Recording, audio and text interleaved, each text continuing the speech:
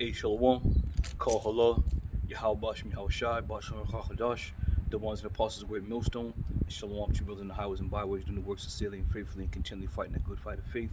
Lord, when we are found in that number. All right. So I'm just gonna get right on to it.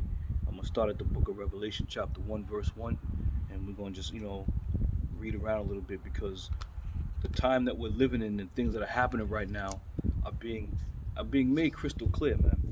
And for some reason, people are still having a hard time trying to figure out what's going on and what things mean. All right. So this is Revelation 1, verse 1. It says, "The revelation of Yahweh Shai Mashiach, which the Most High gave unto him, to show unto his servants things which must shortly come to pass. And he sent and signified it by his angel unto his servant John, who bear record of the word of the Most High, and of the testimony of Yahweh Shai Mashiach, and of all the things that he saw." All right, and of all the things that John the Revelator saw. All right, so the things that he saw when he was in the spirit on the Lord's day, the Lord brought him to different regions, different locations, and he seen the things that were happening at that time. All right, so let's jump to the key points here. This is going to be Revelation 13 and 16. We're going to start there and bounce around a little bit. And it says, "And he causeth all, both small and great, rich and poor, free and bond, to receive a mark in their right hand or in their forehead." All right. So this is what John saw, man. He is explaining exactly what he saw. All right. He was put in Babylon, watching the things that were taking place and transpiring. So clearly he saw men and women walking about using their right hand, okay, and using their foreheads to do certain things. Okay. So there's no misunderstanding that. If it was something different, he would have said so. But now you have men saying that the MOTB is sin, which makes no sense, because what John the Revelator said, he said, he causes all, both small and great, rich and poor, free and bond, to receive a mark. Okay? Now, how in the hell can receiving the mark be constituted as sin? Because you got men out there who are saying the MOTB is sin, which that doesn't make any sense. All right? Sin is transgression of the law. The mark of the beast is the MOTB, isn't the law. All right? Then you got men saying that it's an embargo, right? So the thing about what we're reading here is this, right? Esau has been embargoing people for years, companies, corporations. He's just been doing that shit for years. All right? There's nothing exciting about that. There's nothing surprising about that. Okay? So for a man or men to say it is an embargo, that has absolutely nothing to do with what John the Revelator saw. Okay? John was amongst the people.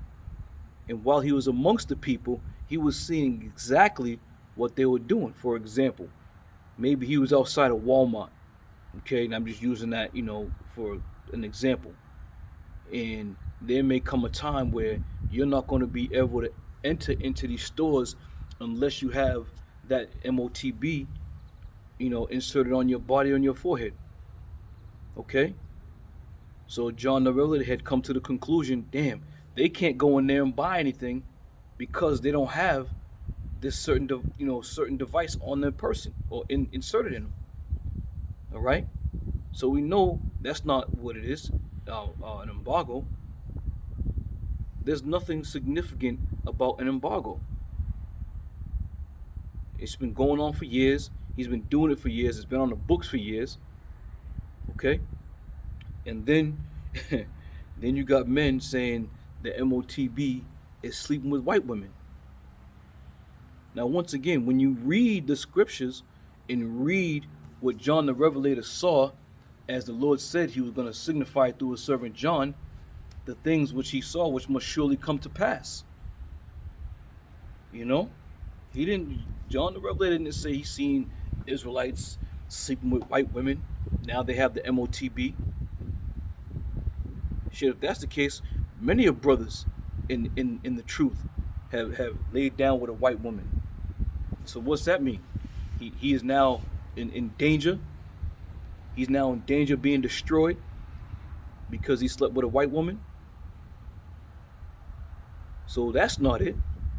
And once again, you people are making it more complicated than what it is. It's crystal clear what John the Revelator saw. He saw men and women walking around, not having access to certain things, and those who had that mark had access to things, could buy things, could sell things, could go to certain locations. Okay. And lastly, I'm gonna say lastly because it's the ones right off the top of my head. Um, you had you had men out there saying that it was Esau's philosophy. The MOTB was Esau's philosophy. Now, here you have men saying all these different things, but they're not linking it up or understanding it according to what the scriptures say. All right, and to say it's Esau's philosophy, you gotta ask yourself, if that is the case, haven't we all at some point in time received and accepted Esau's philosophy before we came into the truth? Okay, we've all accepted Esau's philosophy even to this very day. Esau's philosophy is now you got to wear a mask to go somewhere. That's part of his philosophy. You putting a mask on, you know, certain things that he has in place that we follow, certain laws that we have to follow in Babylon. Okay, so once again, could it be Esau's philosophy? No, because if that is the case, like I said, then we're all in trouble and we all have already received it if it was the philosophy. Okay, you know, and what it is exactly what John said. It was the MOTB, and he saw men. I'll read it again. It says, and he causes all, both small and great, rich and poor, free and bond, to receive a mark in their right hand or in their forehead. Key point, in that no man might buy or sell save he that had the mark or the name of the beast or the number of his name. You see? So that's what it is, man. It's now what we know as Esau's microchip. Now I'm kind of treading lightly because the last lesson I did, one of the last lessons I did, they chopped my shit down and just didn't even give me no strike, didn't give me no warning. They just removed it. All right. Now, other videos that I've done, it says concerning the MOTB, it's saying it violates their medical guidelines. So now you got to ask yourself, now why all of a sudden are they speaking about the MOTB being involved with their medical guidelines? Because this is what's taking place, man. What Joe Biden say? Mark my words, you will rule on this. Concerning what? A medical implant device to be inserted. There's nothing else that you can compare this to. There's no other example you can try to come up with, or any kind of rationale you can come up with to identify what we're speaking about what John was speaking about in the book of Revelation, man. We're at the end of this thing. There's no more excuses. There's no more, well, maybe it's this. No, it's exactly what it says it is. The MOTB is that device that's going to be able to have somebody buy and sell and do all those, be able to move about. It's very simple, man. It's very simple. Now, if the Lord has blinded you from receiving it, he blinded you for a reason. Now, I'm not saying because he blinded you from seeing it, he's going to destroy it. I'm not saying that. But I'm just saying he clearly did not want you to understand what this was all about. Okay? From there, we go to Revelation 20, because we want to talk about some of the things that John the Revelator saw. This is Revelation 20 and verse 4. And it says, "And I saw the thrones," once again, because he was put over into this certain location by the Lord. And he was walking about and looking around and seeing what was happening. All right? "I saw the thrones, and they that sat on them, and judgment was given unto them. And I saw the souls of them that were beheaded for the witness of Yahushua," okay, "and for the word of the Most High." Okay, this is what he saw, indicating what? He was brought over here. He was amongst the people. He was amongst the people's comings and goings. You know? And this is why he said he signified it unto his servant John to show the things which must surely come to pass. Now it's coming to pass. Now it's happening. All right? And for the majority of people out there who don't believe in this thing, and who don't believe that the Lord set up certain men from the head apostles on down, and various other brothers who are out there teaching, man, teaching sincerely. This is what we're teaching about. This is the time period. Now it's here. Okay? When Elder Apostle Tahar deemed it, I believe it was Karagma. Okay, when that was deemed, now you start to understand that the time period, the appointed time period, now was at that point it was starting to ramp up. It was here. The head apostle was teaching it, but now it's stepping up a gear. It's ramping up a gear. All right, and you don't see any other group out there who believe it to be anything otherwise talking about it. Okay, here it is. You know, we round the bend for the last days and the things that are going to be taking place. All right, now things that are going to be taking place, and they are not making any videos. They're not breaking it down. They're not going into it. They're not explaining it, because I believe they've come to the realization that, wait a minute, that RFID is exactly what the book of Revelations is talking about. And this is why I believe these men, there's nobody. They are nowhere to be found. They're gone. But the men of Great Millstone who have that testimony of Yahushua. Okay? So John the Revelator saw these things, and now we are teaching the very same things that he saw through the spirit and power of Yahweh Bashem Yahushua, because the Lord opened our eyes to receive it. Now, is the Lady Vax, is she the MOTB? No. But is it going to be a segue right into the MOTB? Absolutely. Because I want to tread lightly, man, because these devils just striking shit down for no reason, man. You know, I don't want to say for no reason, but the truth hurts. You know, the truth hurts. And when the truth is getting out there and the masses are being edified, it kind of puts a damper, and it speeds up what? It speeds up their destruction. All right? So the as the brother in the camp says, the sea blue, that's not the MOTB. And how do we know that? Because it's not inserting anything underneath the skin, any object. It's not implanting anything, even though you're receiving some type of juice. All right? But as it stands right now, you know, when they fully implement the MOTB, when this thing is fully implemented, you're not going to be able to buy or sell unless you have it. Right now, we don't have it, right? But we're still buying and selling. So we know that's not it, but it's going to be another component to segue into it. You know, because when you first come into the truth, man, you don't really understand or really know how the Lord is going to shake this thing up, man, and bring this thing out. You don't know. We prophesy about it because it is written, and we believe because we have faith. But at the end of the day, do you really know how Yahweh Bashem Yahushua is going to set shit in motion? All right. So the sea blue is not the actual MOTB, okay? But all that being said, when we come out and we teach this thing, we understand that Esau is ramping up, man. He's ramping the speed up. So much so, how it's going to segue into, you know, the MOTB is, I believe, through the use of that card that they give you after you receive, you know, their jabs. They give you a little card, and it's a piece, it's just a piece of semi thin piece of cardboard, if you will, which can easily be duplicated.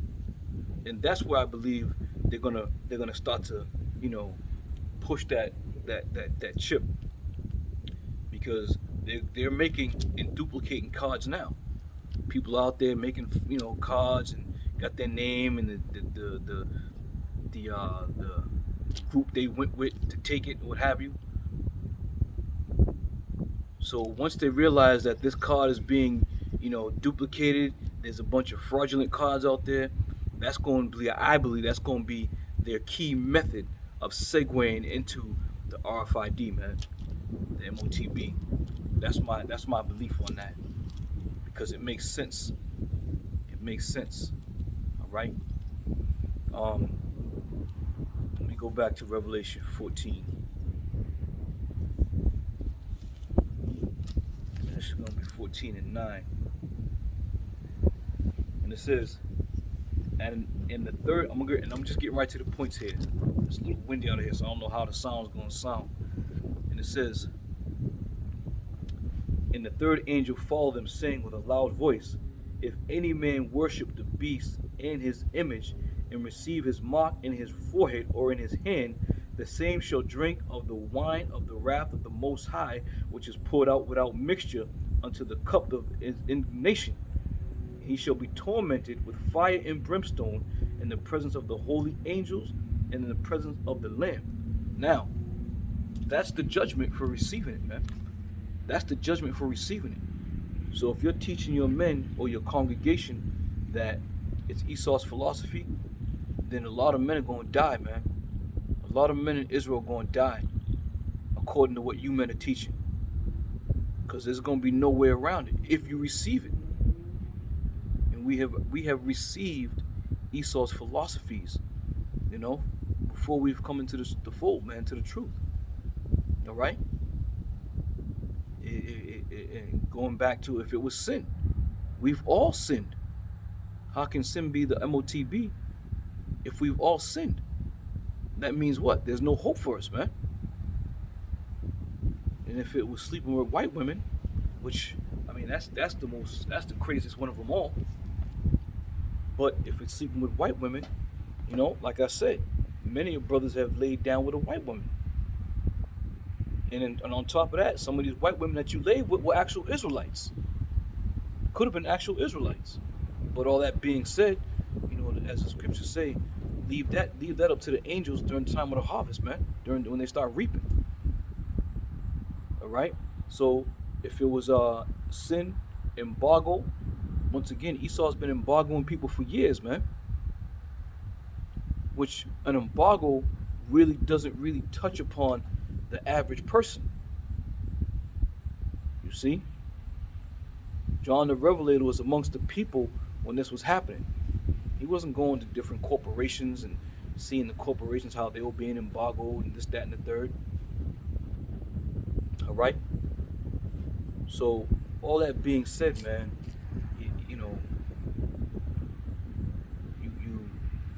it's being very clear what's happening, man. It's being made very clear, and I'll say it's being clear to those whom the Lord has received and has mercy upon, to give the blessing of understanding, man.